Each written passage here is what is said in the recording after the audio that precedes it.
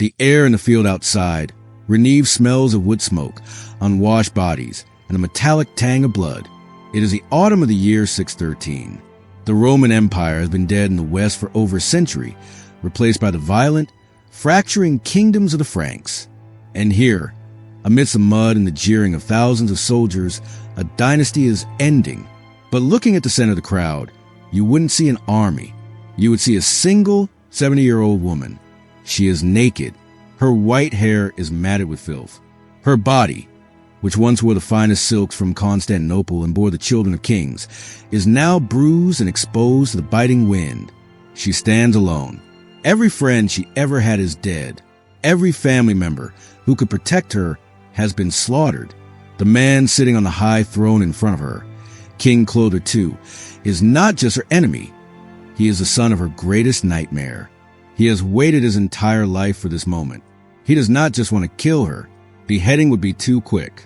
Strangling would be too merciful. He wants to erase her. He has devised a punishment so specific, so grotesque, and so symbolic that it will terrify historians for the next 1,400 years. They bring out a wild horse. It is untamed, skittish, its breath steaming in the cold air. The soldiers move toward the old woman with ropes. They are not tying her hands to a post. They are tying her hair, her arm, and her leg to the animal's tail. What happens in the next few minutes will define the end of an era. It is the most brutal execution of a queen in European history. But to understand why this old woman had to die in such a horrific way, we have to understand what she did to make these men so afraid. This is the story of Queen Brunhilda of Austrasia. And the truth is, she wasn't the monster they claimed she was. She was simply a woman who refused to know her place. To understand the horror of that field in 613, we have to wind the clock back nearly 50 years, to a world that was trying to rebuild itself from the ashes of Rome. The year is 567. The place is the kingdom of the Visigoths in what is now Spain. Brunhilda was born a princess, the daughter of King Athanagild. But do not imagine a Disney princess. To be a royal daughter in the 6th century was to be a poker chip in a high-stakes game of diplomacy. You were currency. You were a peace treaty in a silk dress. When she was roughly 23 years old, an offer came from the north. King Sigebert I of Austrasia, a vast kingdom covering parts of modern-day France, Belgium, and Germany, wanted a wife. Now, Sigebert was different from his brothers. The Frankish kings of the Merovingian dynasty were notorious for their low standards. They usually married serving girls, slaves, or took multiple concubines. They were warlords, rough and illiterate. But Sigebert wanted credibility. He wanted a connection to the old, civilized world. He wanted a Visigothic princess who was educated, who spoke Latin, who understood Roman law. He wanted Brunhilda. When Brunhilda arrived in the Frankish lands, it must have been a culture shock. She was coming from the Mediterranean sphere of influence to the damp, dark forests of the north. But contemporary letters tell us something vital. Sigebert actually loved her. It wasn't just politics. He dismissed his concubines. He treated her as a partner. For a brief, shining moment, it looked like they would build a golden age together. But there was a problem. Sigebert had a brother, King Chilperic, who ruled the neighboring kingdom of Neustria. Chilperic was jealous. He saw his brother's glowing reputation, his high-born wife, and he wanted the same prestige. So, Chilperic asked for the hand of Brunhilda's sister, Galswintha. Reluctantly, the Visigothic king agreed. Galswintha traveled north to marry Chilperic. But Chilperic was not like Sigebert. He was a man of vices, and the biggest vice he had was a woman named Fredegund. Fredegund, remember that name. If Brunhilde is a hero of her own tragedy, Fredegund is the phantom that haunts every page of the script. Fredegund was a former palace servant who had clawed her way into Chilperic's bed. She was seductive, brilliant, and utterly sociopathic. She was not about to let a foreign princess take her spot. Shortly after the wedding, Galswintha was found dead in her bed, strangled.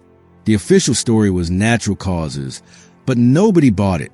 A servant had been elevated to queen, and a princess lay dead with bruises on her neck. King Chilperic didn't mourn. Within days, he married Fredegund. Imagine the moment the news reached Brunhilda in Austrasia. Her sister, her own blood, murdered by a jealous husband and his mistress. In the Germanic tradition of the Franks, there was a concept called the Fida, the blood feud. When a family member was killed, the soul of the survivor could not rest until the balance was restored. Brunhilda went to her husband, King Sigebert, and demanded justice. She didn't want money. She didn't want an apology. She wanted war. And she got it. This sparked a conflict that would burn for 40 years. It wasn't just a war between two kings. It was a war between two queens. Two terrifyingly powerful women using their husbands and later their sons as weapons to destroy one another. On one side, you had Brunhilda, the administrator, the builder. She repaired old Roman roads, which are still called Chaussées Brunhilde in France today. She built churches. She corresponded with Pope Gregory the Great. She tried to bring order, law, and Roman centralization to a chaotic barbarian kingdom. On the other side, you had Fredegund, the agent of chaos. Fredegund didn't build roads. She built traps. She was a master of assassination.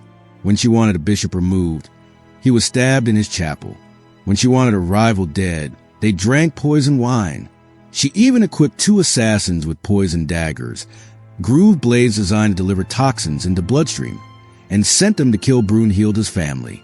In 575, it seemed Brunhilda and Sigebert had won. They had conquered Chilperic's lands. Sigebert was being hailed as the king of all Franks. But Fredegund had one last card to play. While Sigebert was being lifted on a shield in a victory ceremony, two men approached him. They claimed to have a petition. As he leaned down to hear them, they drew long knives, scrammus axes, dipped in poison. They stabbed him in the ribs. Sigebert died instantly. Brunhilda was now a widow. She was in enemy territory. She was captured. This should have been the end of her story. In Game of Thrones terms, she had lost a game. But Brunhilda did something incredible. She managed to escape captivity, rally the Austrasian nobility, and secure the throne for her young son, Childebert II. Because the boy was only 5 years old, Brunhilda became the regent. Now, pause for a second. In the 6th century, a woman ruling a kingdom was a violation of the natural order. The Salic law of the Franks explicitly forbade women from inheriting land or titles. But Brunhilda didn't care about their laws. She had a kingdom to run and a sister to avenge. For the next 20 years, she ruled. And she ruled with an iron fist. She fought back against the powerful, independent nobles who wanted to treat the king as a puppet. She centralized the treasury. She reorganized the army. But every year she stayed in power, the resentment grew. The Frankish aristocracy, men with names like Warnakar and Rado, hated her. They hated that she was a foreigner. They hated that she was effective. But mostly, they hated that she was a woman who dared to command them. They started a whispering campaign. They claimed she was sleeping with pagan priests. They claimed she was a witch. They claimed she had killed 10 different kings to keep her power. This is where the legend of the Dark Queen begins, written by men who were terrified of her competence. Meanwhile, the body count rose. Fredegund died in her bed in 597, a peaceful death she absolutely did not deserve, leaving her son, Clothar II, to carry on the hatred. Brunhilda outlived her husband. She outlived her son, Childebert. She eventually found herself ruling as regent for her great-grandsons. By the year 613, she was nearly 70. She had held the fracturing kingdom together for half a century. But the nobles had had enough. They made a secret deal with Clothar II, the son of Fredegund. "Come invade us," they whispered. "We will not fight. We will open the gates. Just get rid of the witch." When Clothar's army arrived, Brunhilda ordered her generals to attack. They stood still. They looked at her. Then they looked at the ground. The betrayal was total. She tried to flee, racing toward the border, but she was captured at Orb, near the Jura Mountains. They dragged her back to the military camp at Reneve. And now, we return to that field. Clothar II sat on his tribunal chair. He looked at the woman who had been his family's enemy since before he was born. He didn't see an elderly grandmother. He saw the embodiment of Austrasian power. He accused her of the death of 10 kings. It was a preposterous charge. Most of those kings had died of disease or in battles started by others. But this wasn't a trial. It was a script for a public execution. The humiliation began immediately. Day 1, the stripping. To strip a queen was to strip her of her divine right. In the Frankish mind, royalty was connected to appearance, long hair, jewelry, robes. By forcing her to stand naked, Clotho was telling his subjects, "Look, she is just meat. She is just an old crone. There is no magic here." Day 2, the camel. This detail appears in the Chronicle of Fredegar, and it is significant. Camels were not native to France. They were exotic, strange, ridiculous beasts associated with the East. They put the naked queen on the back of a camel and paraded her through the camp. The soldiers beat their shields and laughed. It was designed to make her look absurd, to take away her dignity before they took her life. If she had cried, begged, or screamed, it might have given them satisfaction. But the legends say she remained silent. She stared ahead, her back straight, refusing to give Clotho the pleasure of breaking her spirit. Day 3, the horse. The atmosphere in the camp shifted from mockery to bloodlust. Clotho's signal for the finale. They brought the wild horse. The method of execution was likely chosen for its symbolism. The horse was a sacred animal to the ancient Franks, a symbol of warrior power. To be destroyed by one was a chaotic, elemental death. The soldiers grabbed Brunhilda. They tied her ropes to the horse's tail and hind legs. I want you to imagine the sound of the whip cracking. The horse, terrified by the noise in the crowd, bolted. The physics of what happened next are gruesome. The sudden acceleration would have dislocated limbs instantly. As the horse galloped across the rough, stony field, the Queen of Austrasia, the woman who built the roads, who debated the Pope, who held an empire together, was dragged into oblivion. The chroniclers write that she was torn limb from limb. The violence was so extreme that by the time the horse was finally caught, there was almost nothing left to bury. And that was the point. Clotho burned her remains. There would be no tomb, no shrine, no place for loyalists to gather. He wanted to commit damnatio memoriae, the damnation of memory. He wanted her to be remembered only as a warning. This is what happens when a woman flies too close to the sun.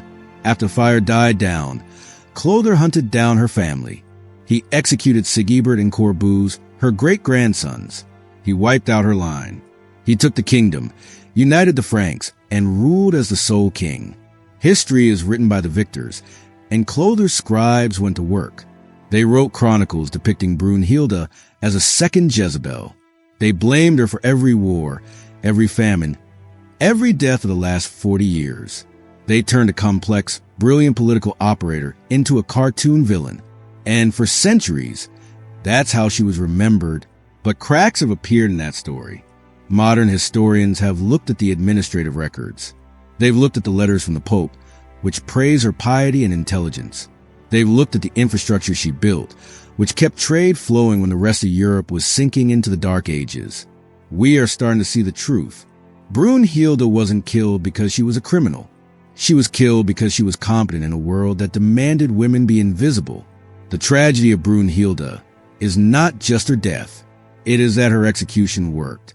It sent a shockwave of terror through the royal women of Europe. For the next several centuries, Frankish queens stepped back into the shadows. They became weavers of peace, silent partners, invisible wives. The lesson of the wild horse was learned.